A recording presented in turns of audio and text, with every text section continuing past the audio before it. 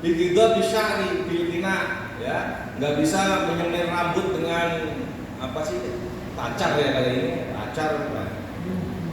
Oke, iya kalau orang kita pacar kan, iya. Pacar bukan pacar demenan itu, bukan pacar yang di tangan itu.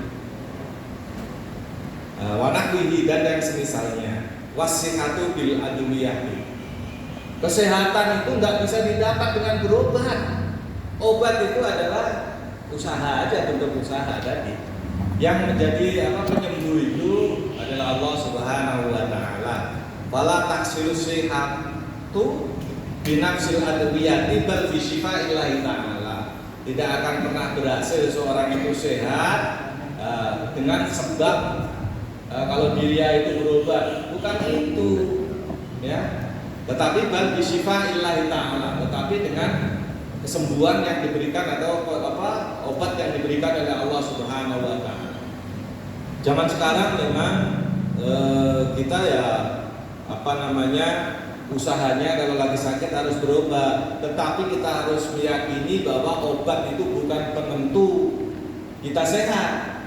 Yang memberikan sakit atau penyakit itu kan makhluk Allah. Ya, yang memberikan Allah, yang menyembuhkan Allah. Tetapi jangan juga kita ini bukan seorang sufisme yang keimanannya luar biasa. Kata Ustaz katanya kemarin nggak usah berobat, nggak menjadi penyebab penyembuh dari penyakit. Kalau saya sakit nggak usah berobat, buang-buang duit aja. Enggak gitu juga. Ini real nih. Saya punya Pak Haji Bahar, kenal kakak sepupu saya, ada di Cibubur. Ya. Cuman kalau menurut saya karena udah keyakinan susah. Sakit selama masih dia bisa jalan, masih bisa ngomong, nggak bakalan mau.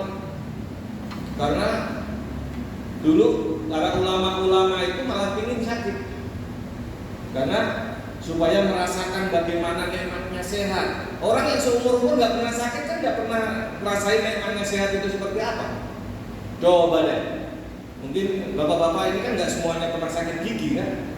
Masya Allah, sakit gigi itu jangankan makan, jangankan yang lain. Dengar bocah berisik dikit aja kita udah marah aja.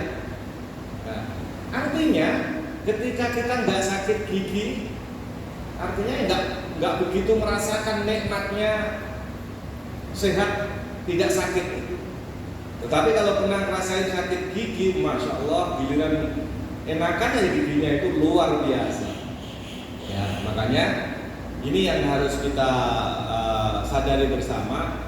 Kita berobat boleh, ya. Kalau orang nggak mau berobat juga mungkin bukan tingkatan kita. Tetapi jangan meyakini bahwa obatlah yang menyembuhkan penyakit kita. Yang menyembuhkan adalah Allah Subhanahu wa taala. Sebab adalah wasilah. Obat adalah wasilah, ya. Seseorang bisa sembuh itu diantaranya wasilahnya minum obat. Tetapi penyembuh yang sesungguhnya adalah Allah Subhanahu wa taala. Nah, kakak saya Muhammad Qadir Jumali, ngalat Pak Haji Bahar ya. Itu 2 kali masuk rumah sakit itu karena udah nggak bisa ngomong, kayak setengah pingsan, kemudian digotong. Ya kalau sakitnya parah kayak apa, kalau dia masih bisa jawab nggak mau ya nggak mau. Nah giliran udah nggak bisa bergerak, kan mau nggak mau dibawa. Nah seperti itu. Kalau saya tanyakan, kita hidup di zaman modern, ya kita berobat kan udah punya kartu sehat ya kan, nggak begitu biaya. Tetapi dia nggak mau, karena penyakit itu Allah yang utus. Nanti kalau udah waktunya diutus seminggu hilang. Diutus sebulan ya sebulan, nanti pergi sendiri nggak mau berobat. Tetapi kalau di zaman seperti ini kita nggak berobat juga salah juga, karena memang dalam ta'lim itu ada 2 orang kalau ingin selamat dunia akhirat yang harus diikuti, nggak salah ya. Yang pertama atib, dokter. Yang kedua adalah ustadz. Kalau ingin sehat di dunia ini ya ikutin kata dokter. Ya, jadi kalau misalkan jangan makan ini atau hindari ini, ya itu tip. Dulu kan nggak ada kan namanya dokter kan. Dulu ya orang yang bisa mengobati penyakit. Kalau ingin selamat akhiratnya ikutin ustaz, guru, pembimbing. Nah seperti itu. Ya, wasihatu bil adwiyah. Jadi 3 hal yang tidak bisa didapat dengan 3 hal, kekayaan nggak akan pernah didapat, hanya angan-angan, hanya cita-cita, hanya harapan saja. Kemudian muda itu nggak bisa diakali dengan menyemir rambut.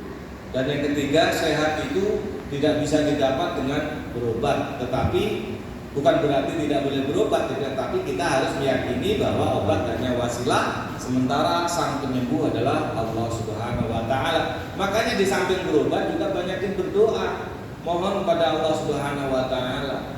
Dan kita juga menyadari, harus meyakini bahwa sakit yang kita derita itu akan menggugurkan kesalahan kecil kita.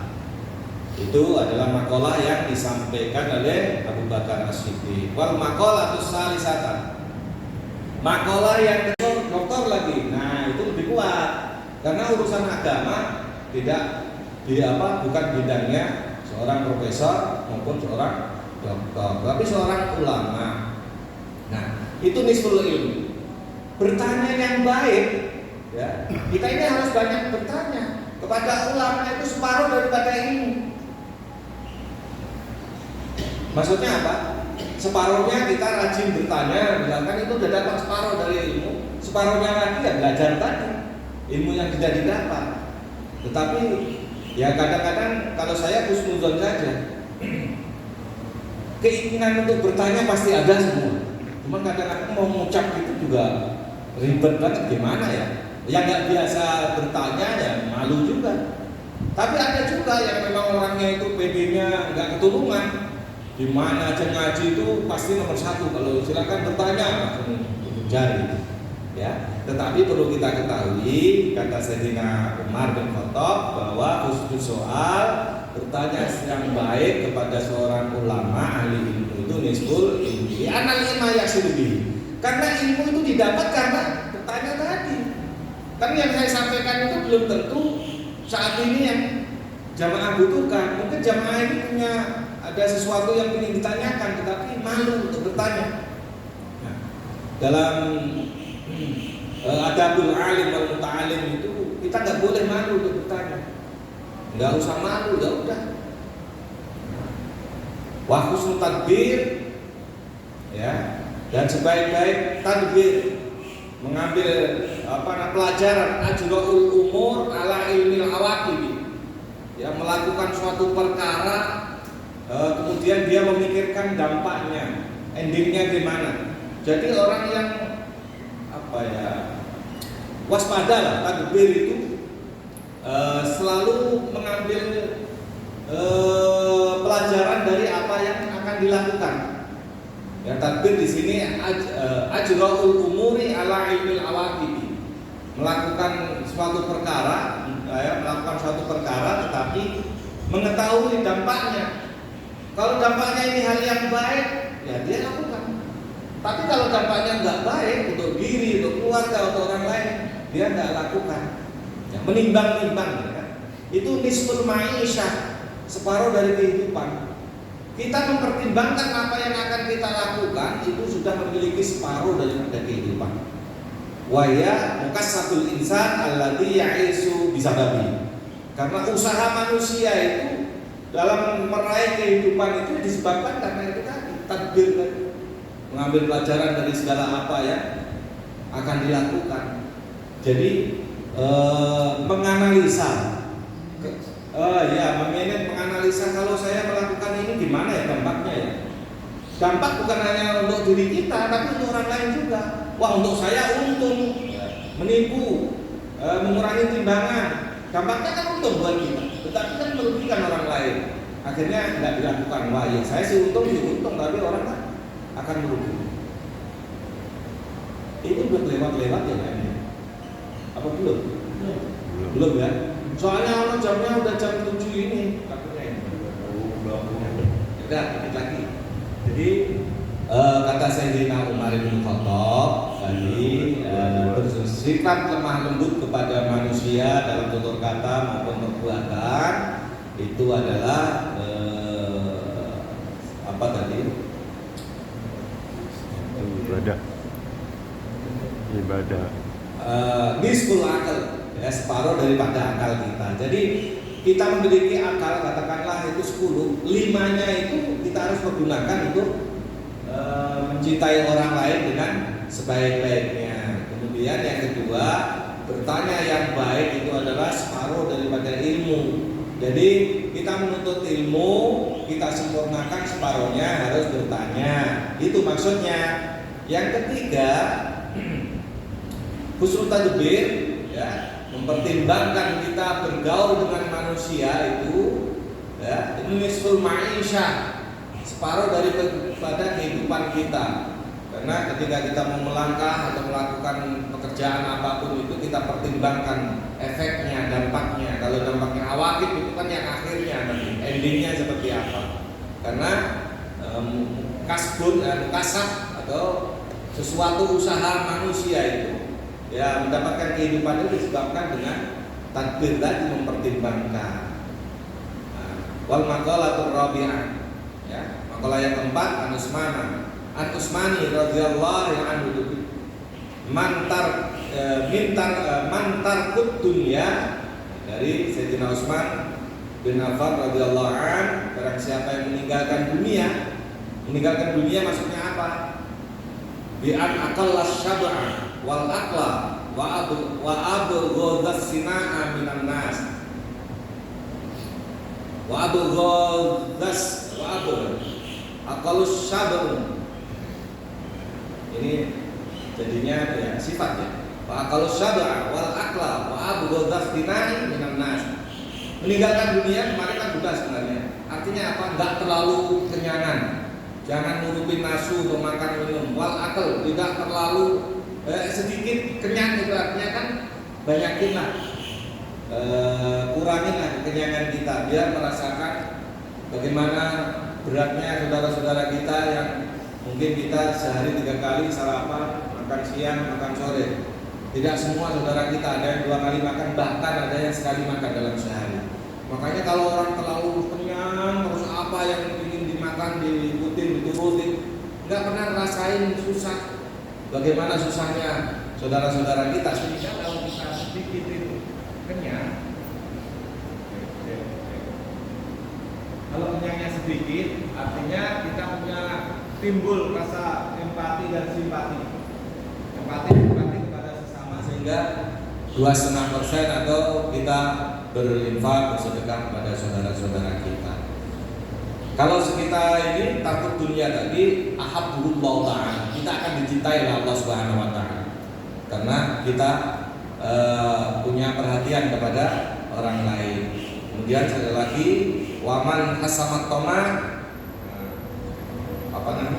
waman takut dunub ahabbul malaikat. Kan milik orang lain itu ahabbul muslimun, maka akan dicintai oleh orang-orang muslim. Toma usaqaun, itu ada kan kaidah seperti itu dia, ya. Toma. Kayaknya pernah saya singgung gitu, toma misalkan.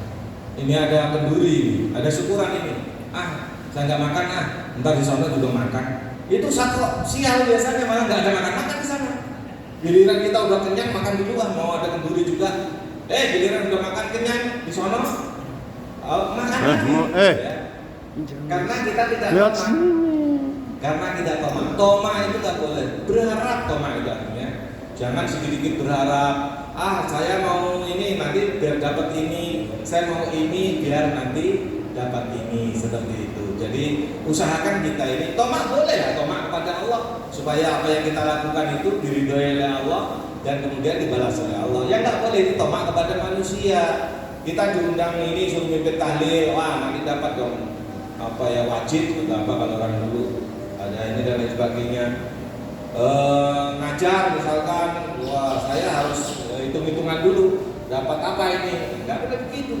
Kita lillahi ta'ala aja, nanti Allah kok yang mengutus hamba-hambanya. Mungkin dari satu tempat kita nggak dapat rezeki, dari tempat lain Allah akan berikan rezeki yang lebih baik. Mungkin itu aja yang dapat saya sampaikan karena waktunya azan. Kita break dulu, nanti baru kita tutup, ya.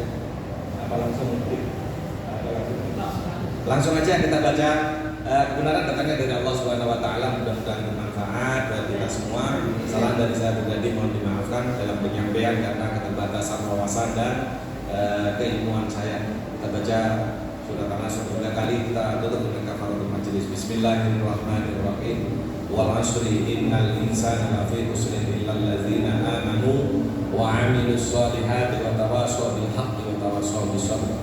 Bismillahirrahmanirrahim. Wal 'ashri innal insana lafi khusrin illal ladzina amanu wa 'amilus solihati wa tawassaw bil haqqi wa tawassaw bis sabr. Bismillahirrahmanirrahim. Wal 'ashri innal insana lafi khusrin illal ladzina amanu wa 'amilus solihati wa tawassaw bil haqqi wa tawassaw bis sabr. Subhanaka Allahumma wa bihamdika asyhadu an la ilaha illa anta astaghfiruka wa atubu ilaik. Jazakallahu wa iyyakum ajma'in. Wallahu al-muwaffiq ila aqwamit thoriq wa a'udzu minkum. Wassalamualaikum warahmatullahi wabarakatuh. Sebelum kita azan, kita sholat, dan yang mengganjal di hati saya terkait perkataan sahabat Abu Bakar. Tadi dijelaskan salasun la tudraku bi salatin. Salah satunya tidak akan kaya orang yang cuma punya cita-cita. Ternyata saya baru baca, Ustaz, ada dua mazhab besar terkait rezeki dan kekayaan.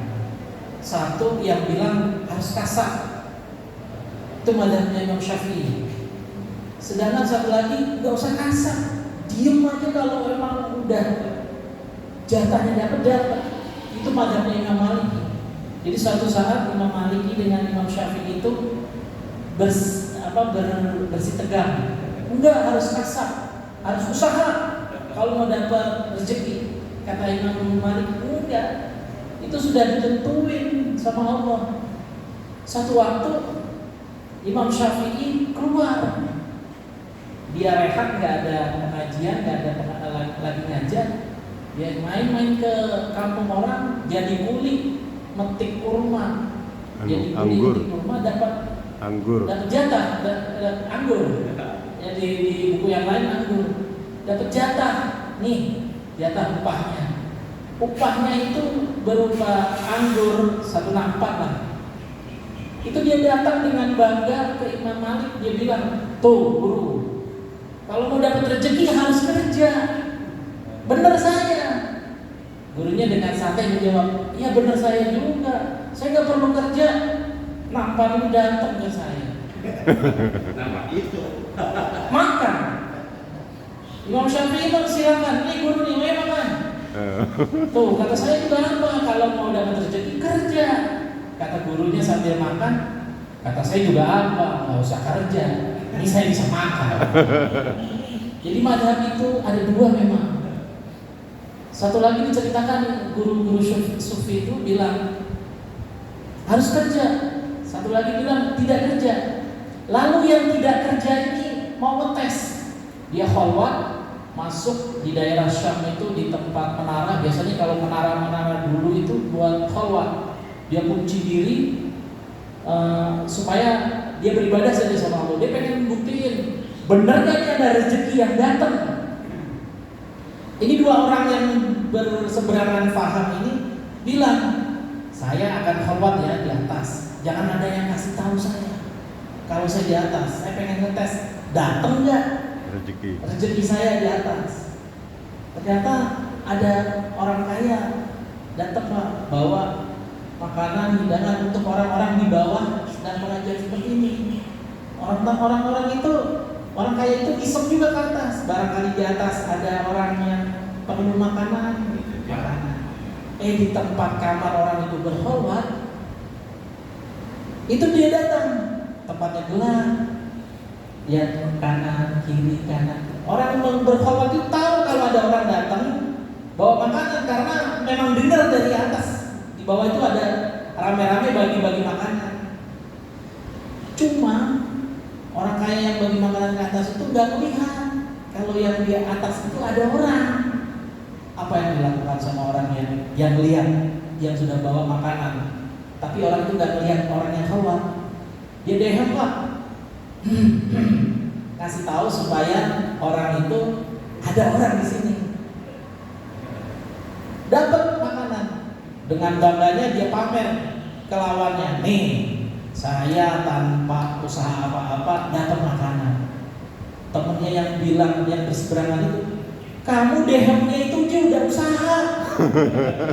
Andai kamu tidak berdehem, orang itu nggak tahu. Maka memang ada usaha yang harus dilakukan orang, tapi memang ada tanpa usaha orang. Coba bayangin Pak. Nggak usah pakai tingkatan Pak. Tetangga kita SD nggak tamat, tapi punya kontrakan Pak. Kerja enggak? Kerja juga Pak. Secara kasar kerjanya apa? Nggak ada. Cuma emang udah bagian Allah dikasih. Dengan jalan anaknya dikawin sama wong bodoh, dengan jalan anaknya dikawin sama orang beriman.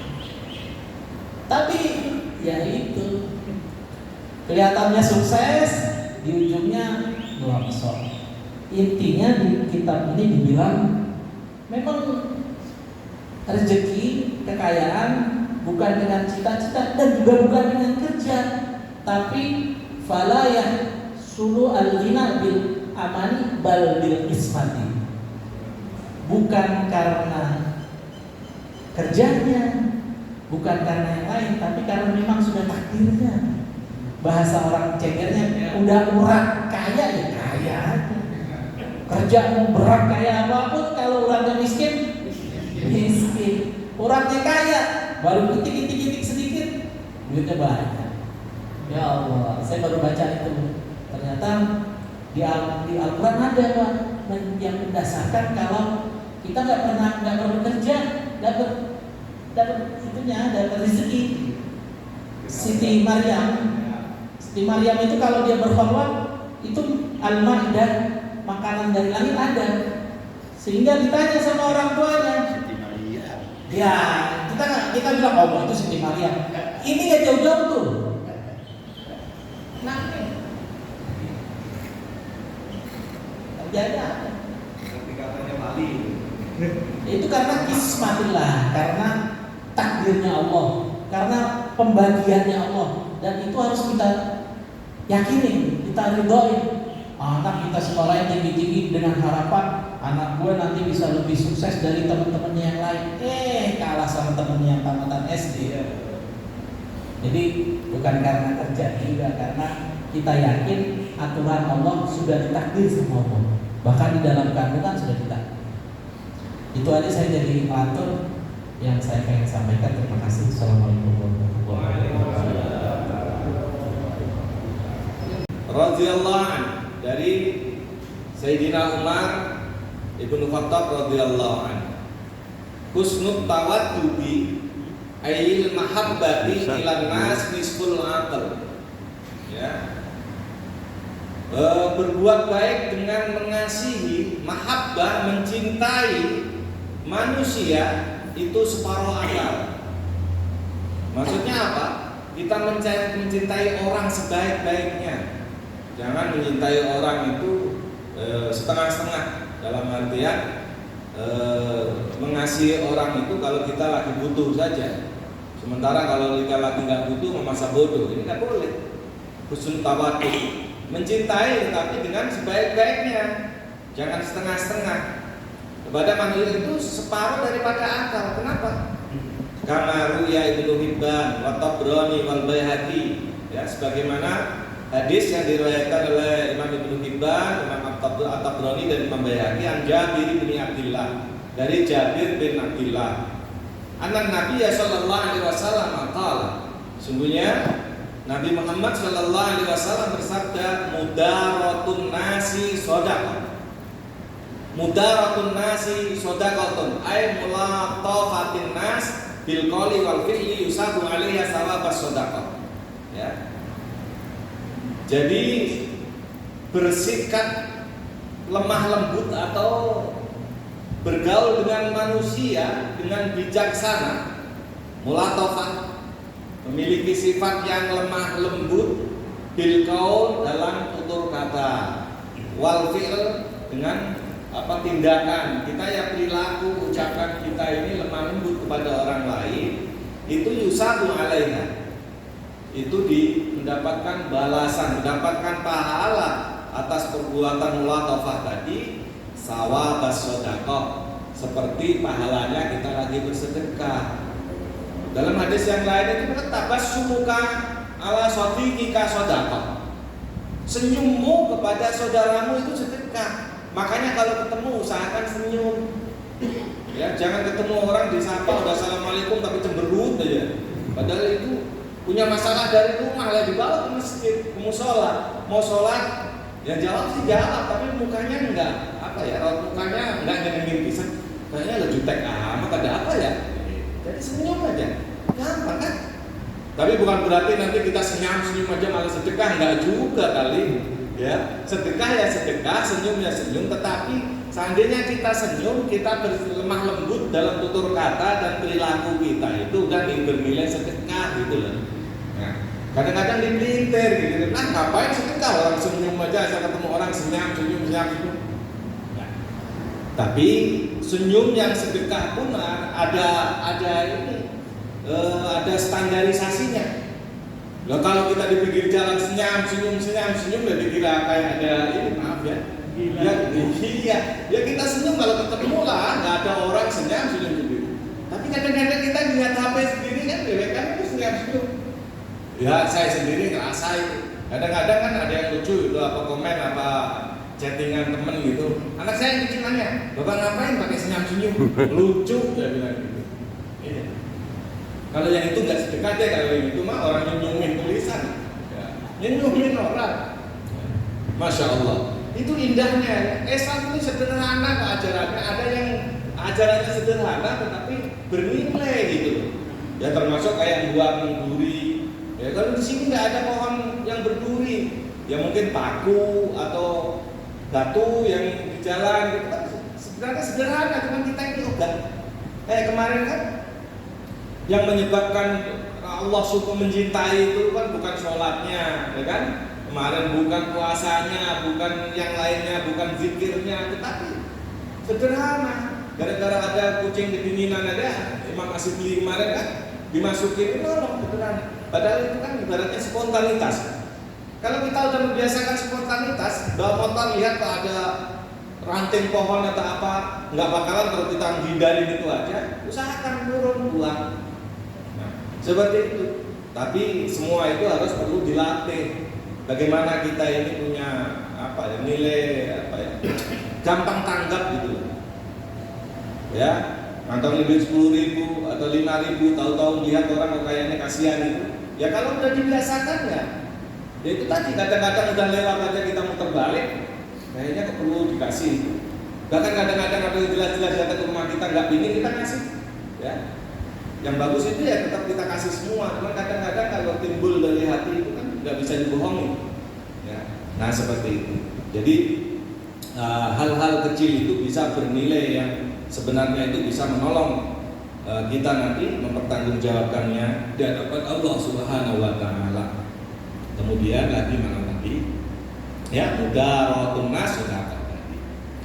Wa kana min mudaratihi, dan adalah termasuk dari sikap lemah lembutnya baginda Rasul sallallahu alaihi wasallam itu adalah annahu la yazummu ta'aman. Tidak pernah mencela makanan. Ya, kita ini jujur kadang-kadang asin amat ini masakan. Rasulullah itu mau enak mau enggak, katakanlah keasinan masakannya Sayyidah Aisyah itu keasinan atau kurang manis atau enggak pernah dicela. Kita ini memuji istri kita ini biasanya kan lagi baru-baru doang. Meskipun asin banget, kayaknya pas banget. Giliran ini beli garamnya dari mana sih? Wah, asin banget. Ya enggak. Artinya apapun yang ada, kadang-kadang maaf ini mengkritik bapak-bapak, maksudnya suami. Ya, saya juga termasuk suami. Ida ini kadang-kadang suka mencela masakan atau yang dihidangkan oleh istri kita. Nah, kadang-kadang kalau kita kurang selera mencela, itu nggak boleh, karena itu bukan akhlak Rasulullah SAW. Ya. Dan kadang-kadang mencela nggak lihat, pinginnya makannya enak, ngasih uang belanjanya terbatas.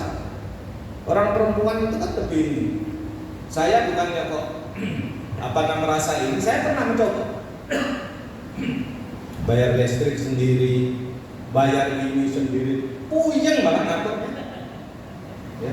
Serahin aja, pokoknya dapat rezeki berapa serahin orang perempuan. Udah urusan perempuan, kita nggak pusing-pusing, kita cukup nyari saja. Ada loh sampai sekarang itu belanja di warung sayuran itu suaminya. Ada, tapi itu puyeng.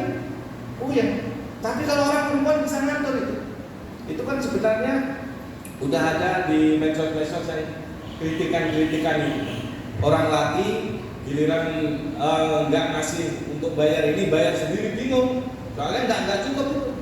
Tapi kalau orang perempuan cukup. Udahnya gitu, maaf, yang saya rasa ini contoh bukan kok ini. Mungkin bapak-bapak semuanya juga ngalami. Orang laki kalau pas lagi nggak punya duit kan nggak sama sekali. Orang perempuan dia nggak punya duit, kalau lakinya udah kepepet ini gimana mau jalan nggak ada duit? Ada aja itu, tapi gimana kalau yang bingung saya juga. Kadang-kadang satu sisi yang saya acung jempol sama istri saya begitu. Bingung ini gimana ya, mau ada gini nggak ada duit. Udah lama duit yang saya kumpulin dikit-dikit pakai aja. Padahal kesehariannya dia bilang katanya nggak ada duit yang buat ini, tapi ternyata ada. Kalau orang laki nggak punya banget. Ya, nggak tahu kalau bapak-bapak mungkin punya terus. Kalau saya kalau laki enggak banget itu.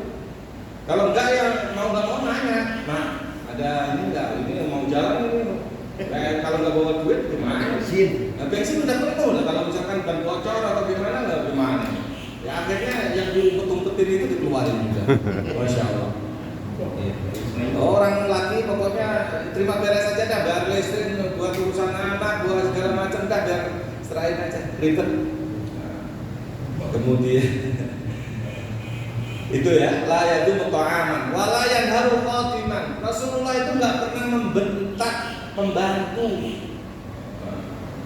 Kita kan kadang-kadang kalau punya pembantu atau orang yang meskipun nggak mapit, nggak tidur di rumah kita, ya bantu-bantu apa, salah dikit kan ngomel ya kan.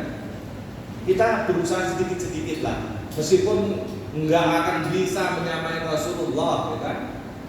Ya, tetapi kita harus mengikuti sunnah-sunnah baginda Rasul. Nggak pernah mencela makanan, tidak membentak pembantu, walai ibu imra'atan, nggak pernah memukul perempuan, nggak pernah memukul istri. Nah, ini juga menjadi warning buat kita. Seorang suami berusaha kalau marah ya ucapan yang nggak kotor, yang nggak kasar, apalagi keluar kata talak, ya naudzubillah, firaq, jangan sampai.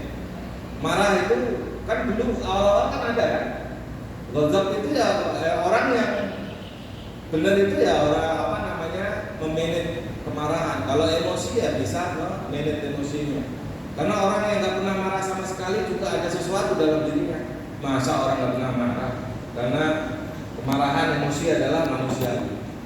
Nah, orang yang marah terus itu juga bermasalah juga. Makanya artinya itu tadi. Nah, marah itu boleh. Memukul di sini memukul yang menyakitkan. Ya. Memukul yang dibolehkan kan memukul anak, tetapi bukan memukul yang melukai. Yang di 9 tahun nggak mau sholat, ya itu dipukul. Kalau orang tua dulu, kalau di kampung-kampung ya, khususnya di Jawa, karena saya kebetulan orang Jawa, dipukul kalau nggak mau sholat, tapi pantat. Lah pernah saya tanya kenapa sih kalau mukul atau apa nabok pakai tangan itu pantat? Karena pantat itu tebel, jadi nggak sampai matain tulang, ya tebel, dipakai kayu, pakai apa, dikejar-kejar. Nah kalau di sini nabok anak muka, lah udah. Kalau nggak lebam ya bisa pecah sininya, berdarah-darah. Nanti KDRT. Ini berurusan dengan hukum juga. Nah ini makanya laki-laki semarah apapun jangan ngetang. Karena kalau sudah sekali pernah mukul, marah sampai mukul, nah sebentar-bentar ya mukul dijedotin segala macam. Dan itu banyak terjadi. Dan kadang kebalikannya juga, lakinya terlalu pendiam malah ditendangin mulu. Ya jangan ngalah juga, memang karena nggak boleh seorang laki-laki kalah sama istri, memang nggak boleh. Tapi nggak boleh juga menang-menangan. Mentang-mentang saya kan ar-rajulu qawwamun 'alan nisa, laki-laki itu harus di depan daripada wanita, nggak boleh terus semamaunya juga. Ya, Rasulullah di antara sifat lemah lembut Rasulullah itu adalah nggak pernah mencela makanan, membentak pembantu dan memukul istri. Wal mudaratu hiya tarkut dunya li ajliddin. Ya, mudarah itu artinya sifat lemah lembutnya tadi yaitu meninggalkan dunia. Kemarin kan meninggalkan dunia itu ya jangan terlalu mengumbar nafsu, makan, minum sesukanya karena mampu, kemudian apa yang diturutin enggak? Ya. Kemudian juga enggak bahasa kasarnya enggak gila dihormatin orang. Ya mengalir apa adanya saja. Kita ibadah, beramal soleh enggak usah itu. Ya, itu mudarat. Nah, kemudian karena apa? Li ajliddin. Karena untuk menjalankan perintah-perintah agama. Aksul mudahana. Ya, kebalikan dari mudahana. Mudahana itu apa ya? Menampakkan, menyesuaikan dengan orang lain untuk mendapatkan keuntungan, misalkan ya. Jadi apa-apa itu ingin dibanding-bandingin sama orang lain. Tetapi tujuannya ya keuntungan duniawi, sementara mudarah itu tidak, ya. Jadi mengalir begitu saja, dijalani dengan tetap berusaha dan berdoa pada Allah Subhanahu wa taala. Kemudian lagi, ini yang perlu menjadi perhatian kita, wa husnus soal. Nah, tadi apa tadi? Atau wa husnul tawaddud ya tadi. Nah, wa husnus soal ya bertanya yang paling baik atau melakukan sesuatu yang baik dalam pertanyaan atau bertanya yang baik atau pertanyaan yang baik lil ulama kepada orang yang memiliki ilmu, namanya ulama. Nah, ulama ini jamak. Ya, jadi boleh bertanya kepada ahli-ahli ilmu, orang yang alim. Tapi ulama itu identik dengan orang yang ahli agama, bukan profesor, doktor. Kadang-kadang kan, yang ngomong ini nggak sembarangan loh. Profesor, doktor, doktoran itu kan bukan disiplin ilmu agama, bukan. Memang orang hebat, tetapi bukan. Kalau urusan agama ya jangan hanya profesor, doktor lah. Boleh karena kebetulan ini profesor, doktor, tetapi ulama juga, kiai juga ya boleh. Kayak misalkan profesor, doktor, kiai haji Said Agil Sirot misalkan. Ya memang iya. Jadi doktoral itu kan apa ya? Secara ini kan akademis. Tetapi kalau masalah agama jangan cuma itu. Karena ada ketika ngaji begini suka protes. Dari mana Pak Haji? Nah, kebetulan beliau itu haji dulu, tapi mudah-mudahan Allah mengampuni. Sekedar contoh, nggak saya sebut namanya. Ini nggak begitu, soalnya saya dengar ini nggak sembarangan loh, yang ngomong profesor doktor. Jangan profesor doktor.